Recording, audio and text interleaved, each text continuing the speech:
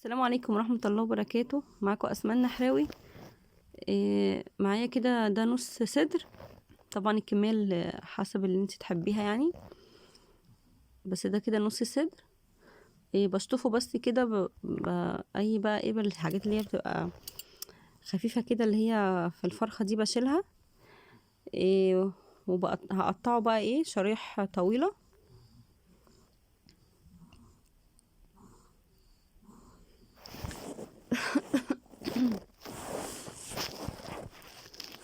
هنا بقى بقطعه شرايح طويلة. هي كده كده كده كده الشرايح ديت يعني اما تيجي تقليها بتكش شوية.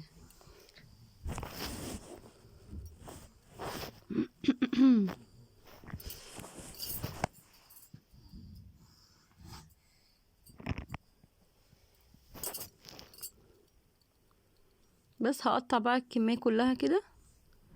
وبعد كده اشطفها برضو تاني واغسل يعني اغسلها كويس، وبعد كده انقعها برضو في شوية خل وشوية ملح، عشان بقى مبقاش فيها اي زفارة.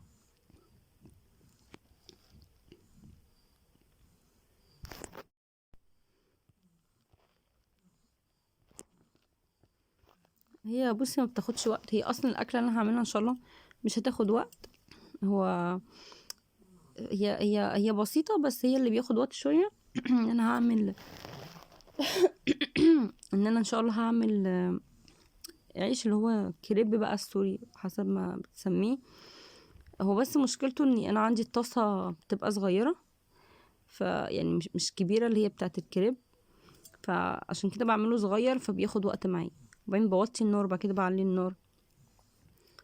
فانتي بقى لو عندك الطاسه بتاعته اللي هي بتبقى مسطحه شويه دي ان شاء الله مش هياخد وقت معاكي. المهم تكون اي نوع ما بيلزقش فيه.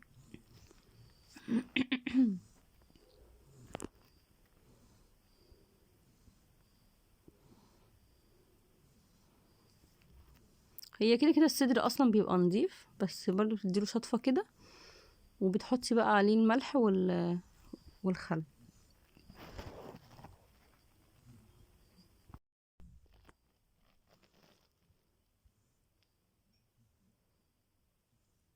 هغسل بقى يعني القطاعة ديت والسكينة عشان هعوزهم تاني.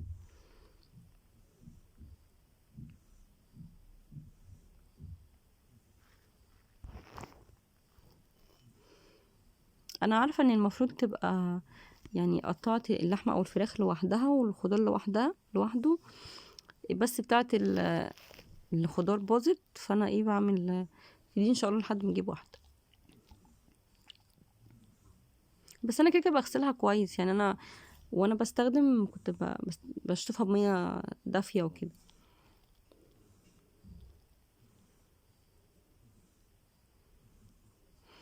بص انا نقعتها بقى وسبتها.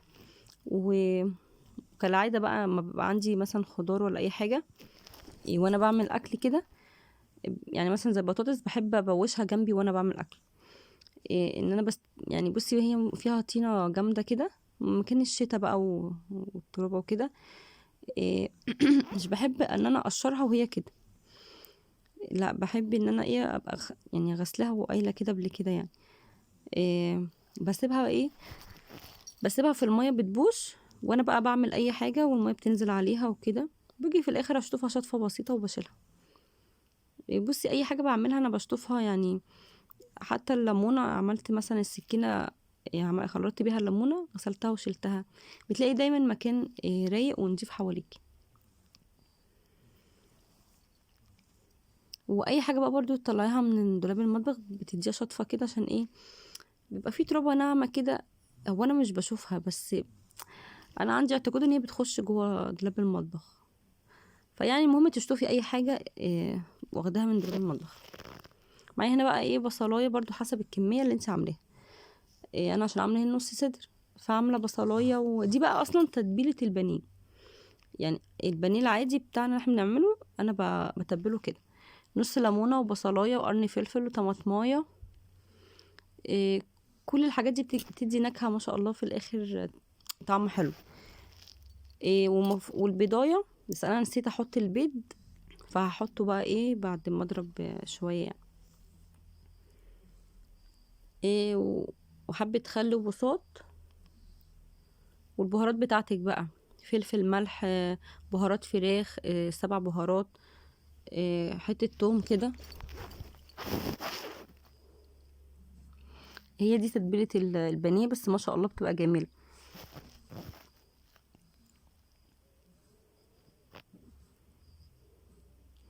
بصي انا ليه بصور عند الحوض؟ بسبب كده ان انا بحب دايما اغسل ايدي يعني اغسل اي حاجه يعني جنب الحنفيه، معنى صح.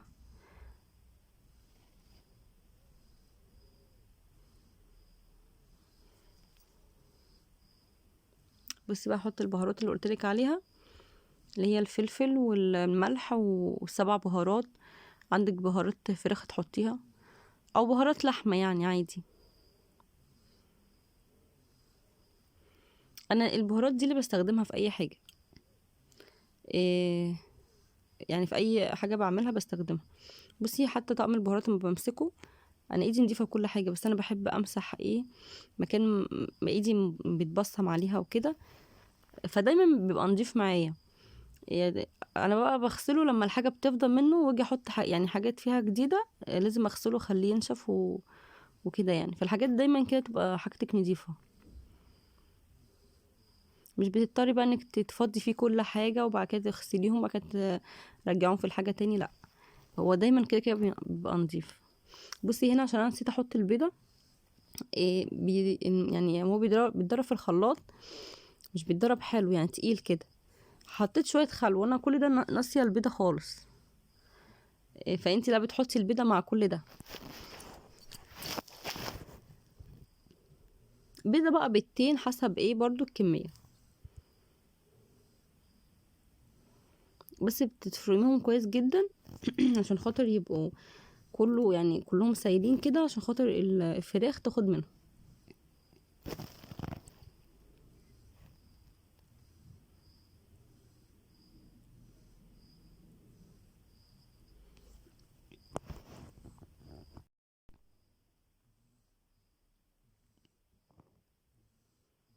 بس كده بتقعدي بقى تفرمي فيه كويس.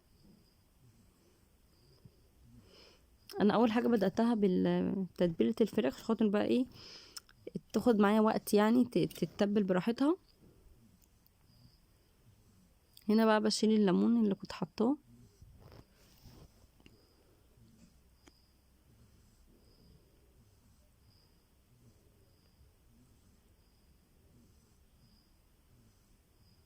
بصي انا مش ببهدل حاجات كتير، هي نفس يعني الحاله الحاجه اللي انا غسلت فيها الفراخ، هي اللي بنقع فيها يعني اللي بتبل فيها الفراخ برضو. حاولي تركزي انك مبهدليش الدنيا حواليكي منك تبقى حاجاتك منظمه، والمطبخ رايق حواليكي.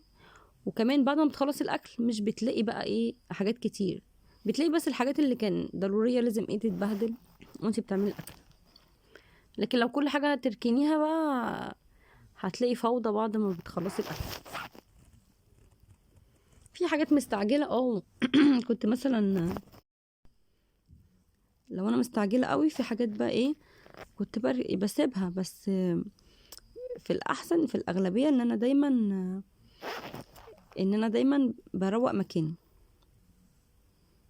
حتى لو ما عنديش وقت. اصل الوقت اللي انا يعني بقول انا ما عنديش وقت دلوقتي، هستخدمه وهاخد اكتر منه في ان انا اشطب المطبخ بعدين. ده غير ان تعب بقى، وبيبقى كل حاجه بقى يعني بيبقى مواعين كتير وكل حاجه وسخه، لا. بصي التتبيله دي ما شاء الله عليها جميله. حتى هي مش شرط كمان في البانيه، انت ممكن تستغني عن البيض وتعملي بيها لو صينيه فراخ، برضو تبقى تحفه، فراخ مشويه.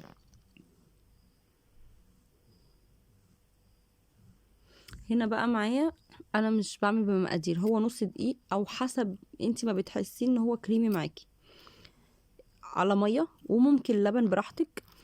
بس انا يعني قلت بره كده كده مش بيعملوه بلبن، فكنت الاول بعمله بلبن. بقيت بعمله بميه عادي. فبتحطي حبه ميه في الشفشق بتاع الخلاط، وبتحطي حبه نص معلقه سكر وحبه الملح والدقيق، تحطي وتشوفي بالمعلقه لحد ما يبقى قوامه كريمي. يعني انا مش عايزاه تقيل قوي، لان لو تقيل قوي هيخلي العيش تخين، مش هيبقى وحش. يعني التقيل قوي ممكن تستخدميه بس في اكلات تانية بقى، لو انت تستخدمي عيش عادي كده لكن لو هتعمليه زي كريب والحاجات دي هو لازم يبقى رقيق. فانت لو لقيتيه تقيل بتروحي مزوده شويه ميه تاني، وهكذا. لو لقيتيه مثلا خفيف تحطي شويه دقيق كده.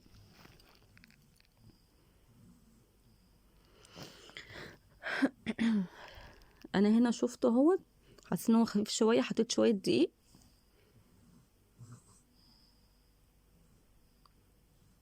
انا مش ممشياكي مش بمقادير او بمعيار معين، عشان تعملي اللي انت عايزاه بقى، كتري تقللي براحتك بالبركه يعني. وايه، ما فيش احلى من البركه طبعا. بصي استغلي وقت بقى المطبخ ده، احمدي ربنا كتير بقى طبعا النعمه اللي احنا فيها كلها. استغفري، صلي على النبي. حقيقي يعني احسن وقت طبعا ان انا ببقى في المطبخ بفتكر الحاجات دي، بقعد افكر بقى في حاجات واذكر ربنا كتير. بالذات وانا بصور، لان وانا بصور ببقى بصور بالتليفون. لكن انا لو مش بصور ببقى بتكلم في التليفون. ببقى بتكلم في التليفون. فبرضه يعني الحاجه بتخلص وكل حاجه، بس يعني وانا بتكلم في التليفون بقى الحاجه بتخلص، ما بحس ان انا ما خدتش بالي منها يعني. في ثانيه خلصت وما حسيتش بالحاجه اللي انا كنت بعملها. لكن وانا بصور اكتر بقعد بقى بذكر ربنا، او في الوقت حتى لو مش بصور ومش بتكلم في التليفون، فدايما بذكر ربنا، بحمد ربنا دايما. على فكرة دي الحاجات ده كنز، كنز حقيقي والله، انك دايما تحمدي ربنا وتستغفري وادعي ربنا كتير كتير، ما تزهقيش. ادعي ربنا كل حاجة انت عايزاها، بتلاقي ربنا سبحان الله والله اي حاجة انت عايزاها ان شاء الله بيديها لك، لو فيها خير طبعا ليكي. ودايما بالحاجة تقولي يا رب لو فيها خير لينا، ومش ليكي لوحدك، قولي لينا يعني، ليكي بقى يعني لعيلتك كلها كده يعني. عشان حتى لو الحاجه لو ما جاتش تعرفي ان هي يعني ربنا ما ادهالك، يعني ما ادهالكيش، شايلك الاحسن منها وهي ما فيهاش خير ليكي. فدايما الدعاء ده جميل جدا يعني، ده كنز حقيقي للي يعرف يعني، اللي يتمكن منه ده كنز. مفيش حاجه اسمها مستحيل طول ما ربنا موجود معانا. مفيش حاجه اسمها انا مش يعني مستحيل ان انا مثلا اوصل حاجه معينه، لا هتوصلي لها بالدعاء ان شاء الله، هتوصلي لكل حاجه انت عايزاها بالدعاء، وانك تحبي الخير لكل اللي حواليكي. يعني ركزي دايما ان زي ما انت عايزه الخير ليكي، اتمنيه دايما للي حواليكي، هتلاقي ربنا سبحان الله بيبارك في الحاجه اللي معاكي وبيديكي الحاجه اللي انت نفسك فيها. بصي بقى شفت الفراخ، بصي مش بتاخد مني اي مجهود، هي اصلا خلاص باشت ونزلت كل اي حاجه فيها الطينه والحاجات دي، تحطيها تتصفى وخلاص، بعد كده بتستخدميها عادي. بغسلها برضو بعد ما بخرطها بعد كده، بس يعني بتكون نضيفه. انا بحب اغسل اي حاجه هستخدمها يعني، حتى في فاكهه مثلا زي استفندي، البرتقال، الحاجات دي لازم اغسلهم. هي دي نظافه على فكره، مش وسوسه ولا حاجه يعني. يعني انا مش موسوسه للناس اللي هي زي بتغسل حاجات كذا مره وتبقى دايما حتى لو وصلت تعيد عليها تاني. لا، انا لو حاسه ان الحاجه ينفع عايزه تعاد عليها تاني ماشي، بس خلاص نضفت معايا خلاص.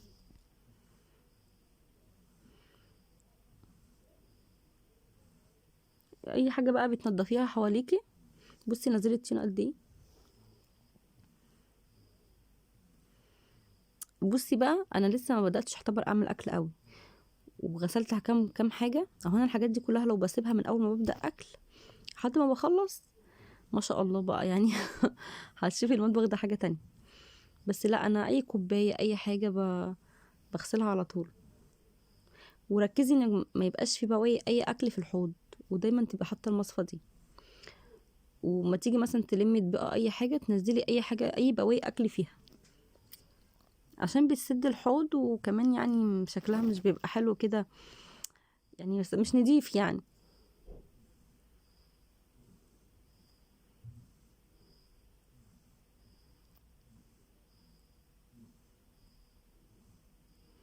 بصي بقى، دايما اما بتعملي الحاجه جنب الحوض دايما بتغسلي ايديكي، دايما بتغسلي اي حاجه انت في ايدك.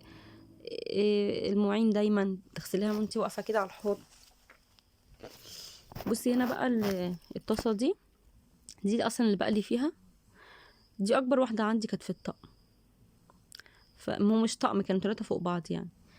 بس برضو دي مش الكبيره قوي، مش بتاعه الكريب. إيه، فهي ديت عشان كده بتاخد معايا وقت. بحط بس ايه زي مسحه زيت كده، بحط بقى ايه طبقه بسيطه. وعلى فكره انا بعمل يعني تيست كده اول مره، لو لقيتها طريه، قصدي يعني خفيفه معايا، بروح مزوده دقيق. تقيله نفس الكلام بحط ميه واضربه تاني في الخلاط. فيعني انت تتحكمي فيه في ايدك انت. بصي الطاسه التانية، الزيت اللي انا استخدمته ده اصلك انا مصفيه من الطاسه. هنا الزيت اللي في الطاسه ده انا بستخدمه على طول، مش بسيبه للتحمير بس، لا بستخدمه للاكل. فبصفيه وحطيته مثلا في طبق كده، واستخدمت الطاسه وهعمل منه الاكله ذات نفسها. حبه الزيت اللي حطيتهم اللي رجعتهم تاني في الطاسه التانية دي، دول هقلي فيهم الفراخ. ف بصي بعملها كده، وبعد كده بقلبها تاني على الوش التاني. تحطي الاول على نار عاليه عشان بس يتشمع كده، تروحي موطيه. ما شاء الله، عايزه اقولك كان بيتنفخ كده، الله اكبر عليه. عايزه اقولك انا مش بس يعني عايزه ان شاء الله في رمضان نعملوه مع بعض، بس نعملوه بقى للسحور. احلى كتير واوفر من انك تشتري حاجه من بره. قرص بقى، عيش فينو، الحاجات دي كلها مكلفه ومش زي العيش ده. العيش ده ما شاء الله اكبر، بيبقى طري، هتحطيه في الفريزر تستخدميه بعد كده. طلعي بس يا دوبك انت اصلا لو ما سخنتوش كمان ما شاء الله هيبقى طري معاكي. إيه، في ناس كانت بتحط على الكريب ده بيض، انا كنت حطيت قبل كده، بس لا يعني حسيت ان هو باكل بيض مقلي بعيش في الطعم، يعني في طعم كده.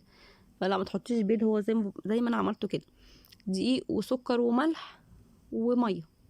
عايزه تزودي لبن مش هيضر، براحتك. عايزه تعملي كله بلبن برضو احلى واحلى يعني. هنا برضو إيه خرطت كده بطاطس. بصي ما شاء الله البطاطس بتبقى نظيفه ازاي.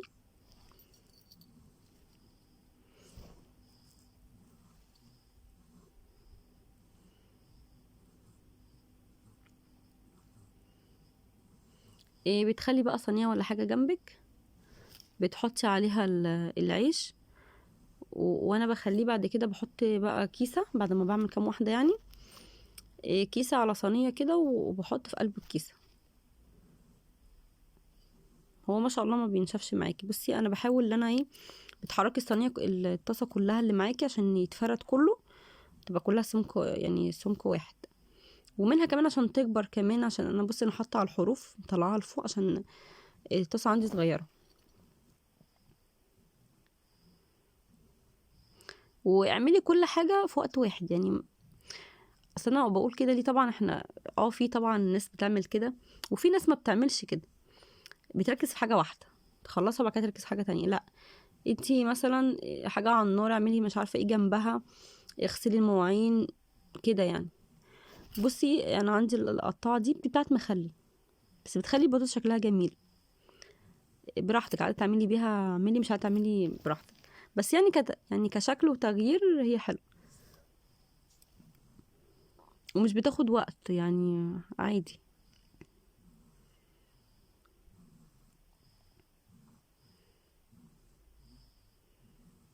بل بالعكس، بتحكمي في سمك البطاطساية عن السكينة، يعني بقى تخينة شوية رفيعة شوية عادي.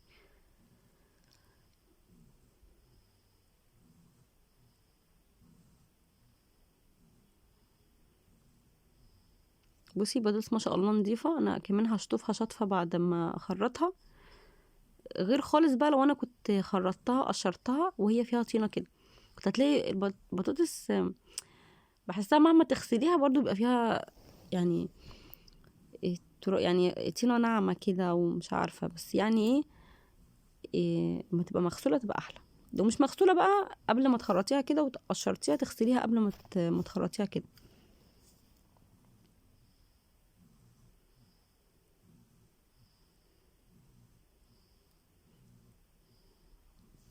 بس كده هتديها شطفة بقى وتحطي عليها المية وخلاص لحد القليل يعني.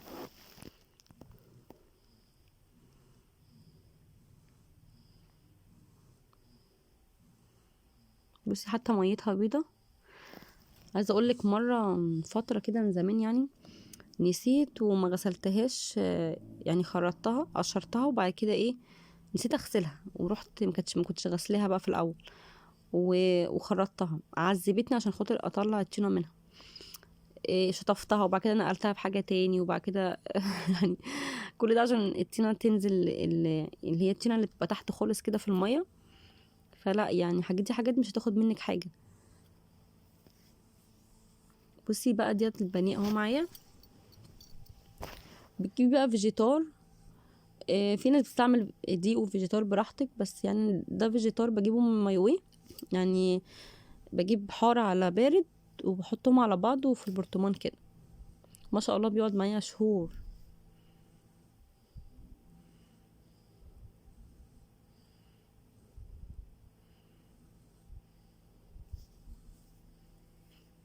انا مخرطاه يعني رفيع فما ما بططش عليه كده متكتش عليها. بصي انا ايدي التانية نظيفة اللي بحرك اللي بقلب بيها العيش. باخد بس بالمعلقة كده وهي ايد واحدة اللي بتبهدلها.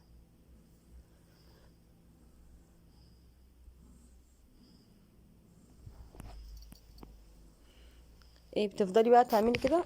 هي يعتبر كده الاكله اصلا خلصت. هي مش بتاخد اي وقت. هي بس اللي بياخد وقت معاكي هو اذا ما قلت لك العيش شويه عشان بتوطي وترجعي يعني كأنك بتعملي رقاق كده. إيه بس ما شاء الله النتيجه في الاخر تحفه يعني.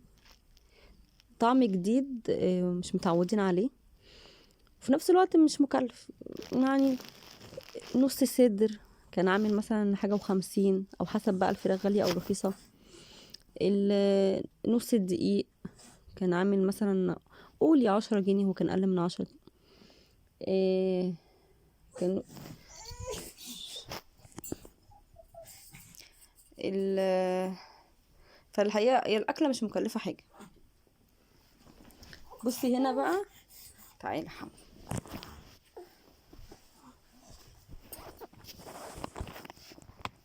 هنا حسيت ان هي العيش عايز شوية زيت.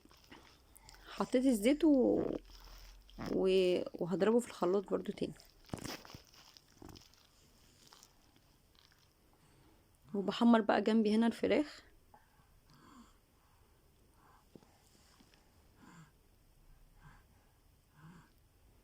هخلص الكمية بقى وبعد كده بتعملي وممكن يعني تخلصي المواعين لو في حاجة في الحوض. بعد ما بتخلصي تحمير الفراخ برضو بتعملي سندوتشات جنبك. مش عايزاها بقى سندوتشات وعايزة يعني تاكلوا كده براحتكم. بس هي طبعا سندوتشات بتبقى احلى.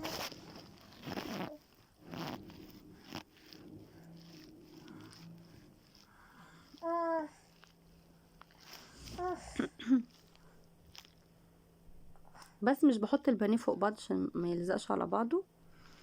انا بحط حبة كده على قد الطبق اخلصهم. بحط تاني عشان بصي حطيت هنا. بس هنا ما انا لسه بحطه في الفيجيتار. قلبته كله على بعضه عشان للاسف الفيجيتار كان اخر حاجة فخلص معايا. وحطيته كله على بعضه عشان خاطر بقى ايه يعني اعرف ان انا اكمل بيه. لكن انتي بتحطي حبة حبة متحطوش على بعضه. تبقي رصاه كده ايه جنب بعضه يعني تحطيه على بعضه انتي بقى لو هو متغلف كويس جدا. بس أنا عشان كان اخر حاجة. بس حمو. عشان كان اخر حاجة اخر حبة في الفيجيتون. فحطيتهم كلهم عشان يتغلفوا مع بعض.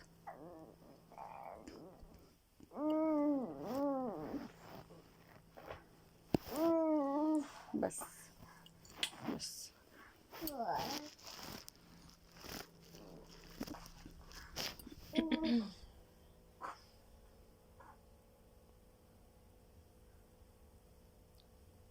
هكمل بقى كل كمية كده الفراخ مع في نفس الوقت. وكنت بقى ساعات بشطف مواعين كمان يعني لو في حاجة متبهدلة.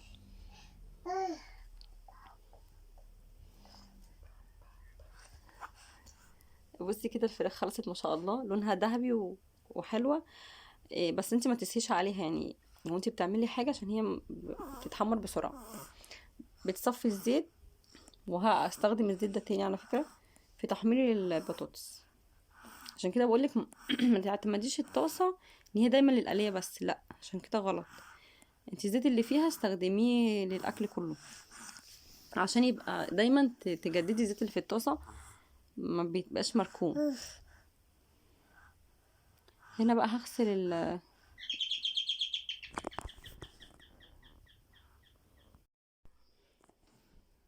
بس هغسل بقى الطاسه كده عشان احمر فيها البطاطس. بصي انا عندي بقى طاسات تانية وصواني وكده. لو انا بقى هسيب ديت مبهدله واروح اطلع حاجه تانية وعشان اقلي فيها وكده، ليه؟ وانا هيدوم مش تاخد مني ثانيه ان انا اغسلها واعمل فيها هي نفس الحاجه.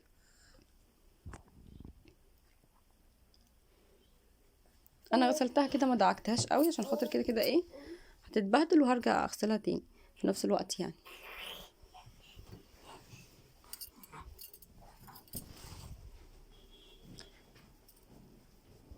بصي عبال ما حطيتها بقى على النار تنشف عشان خاطر احط الزيت، شطفت برضو ايه الحاجات اللي في الحوض كده.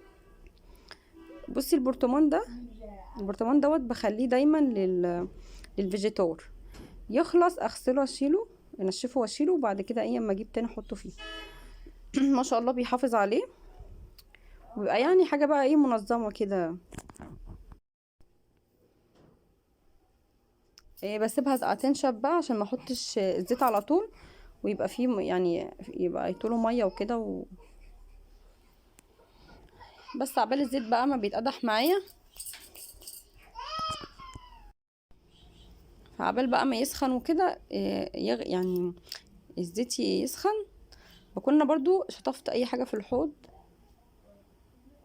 على فكره الحاجات دي والله انت معتقده ان هي بتاخد يعني مجهود، او انت عشان تركزي مع الاكل بس، لا لا، بل بالعكس. يعني بصي كده كده انت هتقفي تستني الزيت يسخن، فتروحي غاسله بقى جنبك كده ايه اي حاجه في الحوض يبقى فاضي دايما. ويا سلام بقى، وفي الشتاء بالزيت وانتي بتعملي تكوني مشغله السخان شويه وطفيه عشان يبقى فيه ميه دافيه يعني او سخنه وكده. إيه، لاني اول حاجه بتعقمي تغسلي، وانتي تغسلي مواعين يعني بتعقمي تعقم بميه دافيه. وكمان اي بقى حاجه دهون بتاع كل ده بينزل من الميه الدافيه.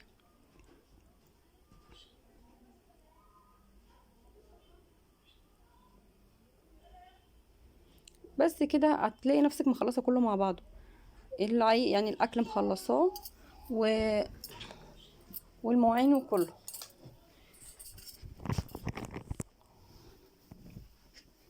وزي ما قلنا بقى ايه، وانت واقفه كده استغلي الوقفه دي، إيه بدل ما تقفي ساكته يعني.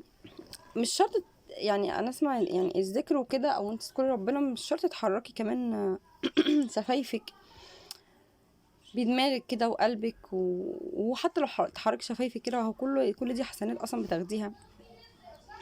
فوانتي بقى ايه بتعملي اي حاجه كده، إيه تذكري ربنا، تحمدي ربنا كتير زي ما قلت لك، وتدعي ربنا باللي انت نفسك فيه، والحاجه اللي انت شايفاها مستحيل ادعي ربنا بيها بس. والتزمي بالدعاء في كل وقت، مش في الصلاه بس.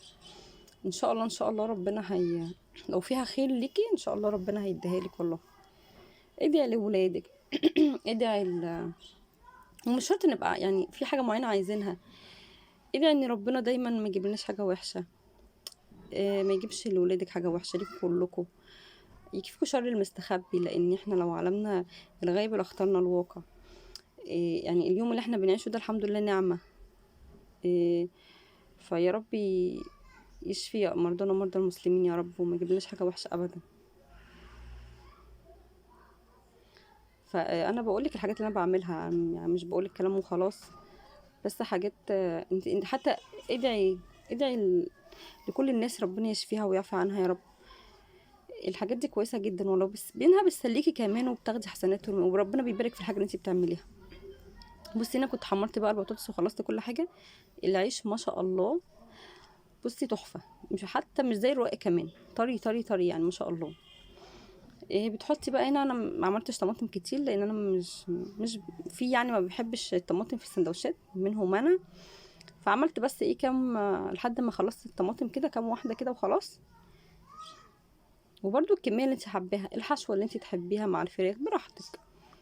هنا المايونيز ده طبعا والفيجيتار سوري الكاتشب طبعا الازازه دي او كده دي مقاطعه، فدوت بتجيبيه من عند السوري ب10 جنيه.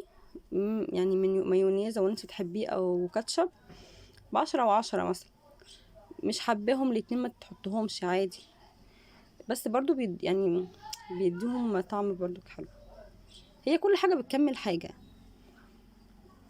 عايزه تخليها سندوتشات كده، بصي العيش تحفه طري جدا، يعني انا بوريهولك عشان ان شاء الله في رمضان مش عايزين ناكل الا منه، حاجه غلت بره. وطبعا برضو مهما كان مش نضيفه، انت هنا حاجه عاملاها في بيتك وعارفه انت عاملاها ازاي، وكمان احلى. بصي انا بعملهم كده وبديها لسعه على النار بسيطه، حاطه صينيه بتاعه الفرن ذات نفسه البوتاجاز تسخن، وبديها لسعه على النار. وهنا يبقى الفيديو خلاص، يا رب يكون الفيديو عجبكم. اشتركوا في القناه لو مش مشتركين، وفعلوا الجرس على كلمه الكل عشان يوصلكوا اي فيديو انزله. وبألف هنا وشفا، جربيها ان شاء الله تعجبك. والطبق ده الحاجات بقى اللي باقيه، الفراخ والبطاطس.